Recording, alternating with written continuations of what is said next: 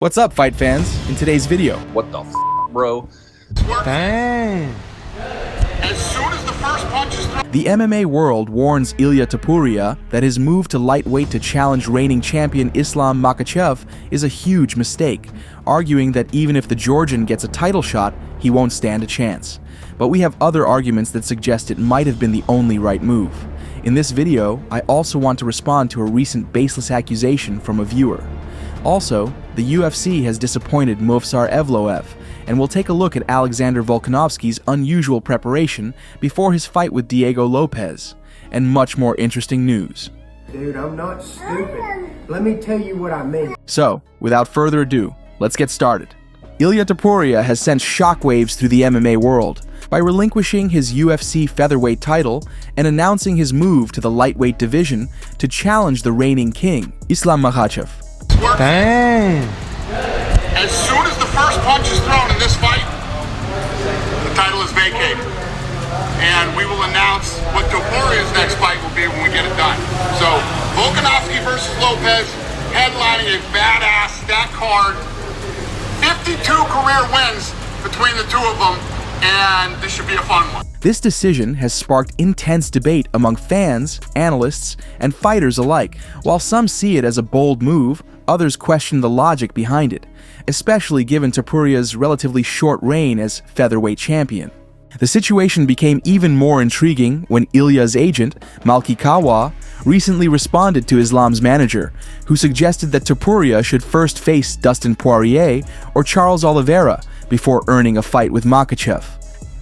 You know, I don't really come on here that much anymore. I kind of like stay to myself. But when certain managers come out there and talk about a guy's too small, shouldn't move up, needs to fight someone else, let's make sure we just get the facts straight. He knocked out Volk in his first opportunity to knock him out. The fight wasn't close. When your client fought Volk, he struggled with him the first time. Don't forget that. Second, he knocks him out, and then he knocks out Max Holloway, who happens to be probably one of the greatest 45ers of all time. I'm not sure why he doesn't deserve a shot at 155. But I don't blame you. I wouldn't want my client to fight Ilya Topuria either. However, not everyone is convinced. Critics argue that Topuria had unfinished business at featherweight, with several potential contenders waiting in the wings. The MMA analyst Luke Thomas has also criticized the move, pointing out that Topuria defended his featherweight title only once before vacating it. There are so many good fights for him at 145 if he was able to stay down there that I really just was like, I'm so disappointed we're not going to get him Volk 2 or Ilya versus Diego Lopez or even Movsar Evloev, who, by the way, got completely passed over in this particular regard. They went straight with Diego Lopez. Evloev is the new John Fitch if ever there was one.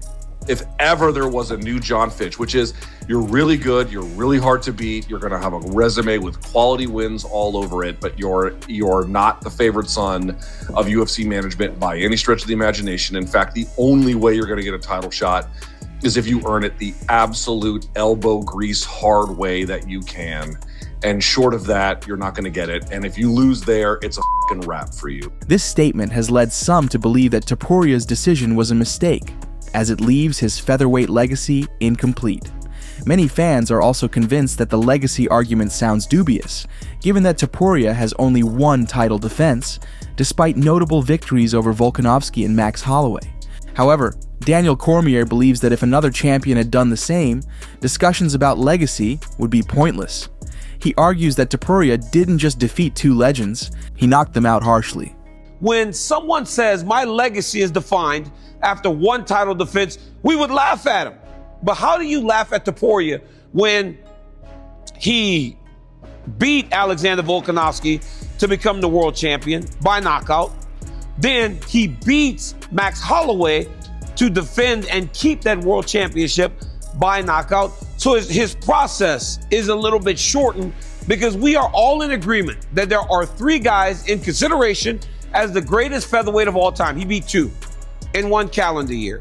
And that is why I believe he should have been the fighter of the year last year. Those two wins were insane in terms of 12 months. But honestly, guys, Cormier is right. Some people may not like it, but I really want Topuria to get a title shot because I love his fighting style. I was even recently accused of being just another Topuria fan. But if you've watched my past videos, you know I've got mad respect for Khabib and Makhachev too. I'm not just about Topuria or Makhachev. I respect all the great fighters. That's why, like most of you, I want to see this matchup happen. As for who would win, I have no idea. Makhachev is like a crocodile. If he gets hold of Topuria, it's going to be a serious problem for Ilya. But on the other hand, if Topuria lands one of his crazy power shots, he could put Makhachev to sleep. That's what makes this fight so intriguing. Anything can happen. That's why this is the perfect time for Ilya to move up to lightweight and make that super fight happen. Over the past year, we've only heard that Makhachev's division is stagnant. The old stars aren't good enough to compete with Islam on equal terms.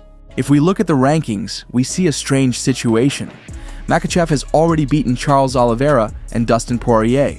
Justin is coming off a loss and has a fight scheduled against Hooker, who also lost to Islam. Arman Tsarukyan was a potential option, but he missed his chance, and the UFC has already announced that he will not receive an immediate title shot. As a result, none of the matchups with the aforementioned fighters seem ideal for Makhachev. Each fight comes with its own complications. However, Topuria has the potential to shake up the stagnant lightweight division. Thanks to his undefeated champion status and significant hype, he could leapfrog other contenders and set up a super fight with Makhachev. If it was International Fight Week for you, Javier, is that good timing to prepare for someone like Ilya Topuria? Yeah, of course. I mean, anybody. I mean, all Islam needs is 2 months to prepare for anybody. He's not going to care who he fights. You know, you make 155, you know, we all have the same attitude. We fight, you know, you pay us, this is who you're offering. He's not going to say no. If that's who they offer, that's who's been worked out, is who's on the table for Islam. That's what Islam's going to do. That's just the way he is. He's a true warrior. He's not somebody that's going to say, no, give me somebody else. No, he's going to fight. That's the way it is. You know, we're a champion. We're number one for a reason. We're not supposed to reject any person they throw in front of you. You know, he will do what a champion's supposed to do. While some see this as a strategic and smart move, others even accuse Topuria of being afraid of Evloev and moving to lightweight to avoid him. They say things like, if he's that good, let him beat Arman and earn his shot. It would make for a bigger fight. Volk shouldn't be fighting so soon after that brutal KO from Makhachev. And why move up from 145 when there are so many great opponents there? Is he really running from Movsar? But guys, Evloev didn't get a title shot even after Topuria vacated the belt. That's because, first and foremost, the UFC is a business. All of Evloev's UFC wins have come via judge's decision, and both the promotion and many fans aren't exactly excited about his fighting style. So the claim that Topuria ran away from Evloev doesn't hold much weight. In fact, they were already scheduled to fight, but it wasn't Topuria who pulled out. It was Evloev who withdrew due to injury.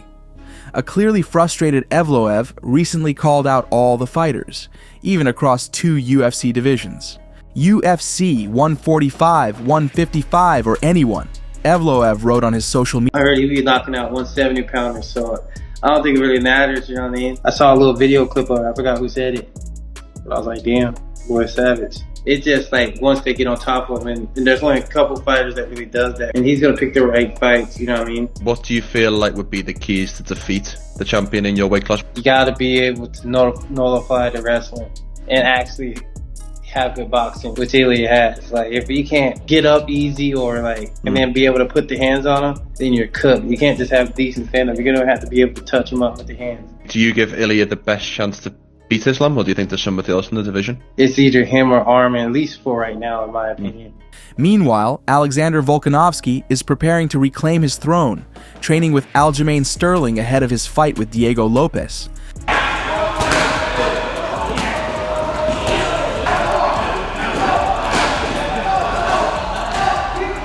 Came here and I was like, no, you're not in shape. This is shape. He's in shape, man. He's in really good shape right now. To be this far out and to be moving like this is unreal.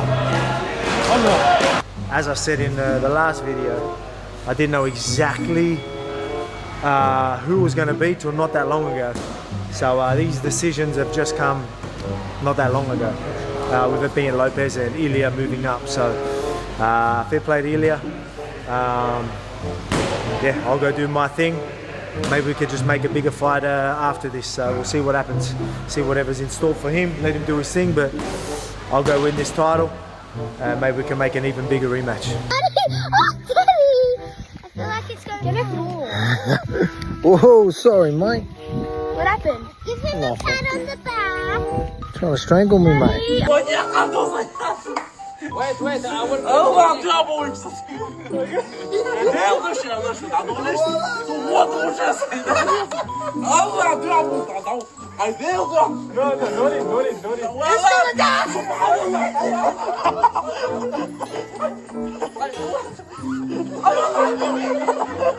At the end of the video, I left some good news. Turns out the Earth is flat. Dude, I'm not stupid. Let me tell you what I mean. Here is a picture of the circle of the Earth, supposedly, if you believe in a globe. And the red circle is the helicopter. When the helicopter ascends above the Earth's surface, it now has a larger flight path around the Earth. As in, when the Earth, the inside circle, the black circle, does one full rotation, the red circle, or the flight of the helicopter, actually has to cover more distance to get back to the same spot. That's what I meant, okay? If you don't understand geometry of spheres and circles, that's going to go right over your head. But what I said makes perfect sense, and I'm actually a lot smarter than a lot of y'all think. Some of y'all can't even keep up with me. That's the sad part. This is basic geometry. Some of y'all might not be able to understand what I'm saying. But God bless you, and keep doing your own research, because there is no proof that the Earth rotates. That's all for today. If you enjoyed the video, please like it and subscribe to our channel. We'd be very grateful.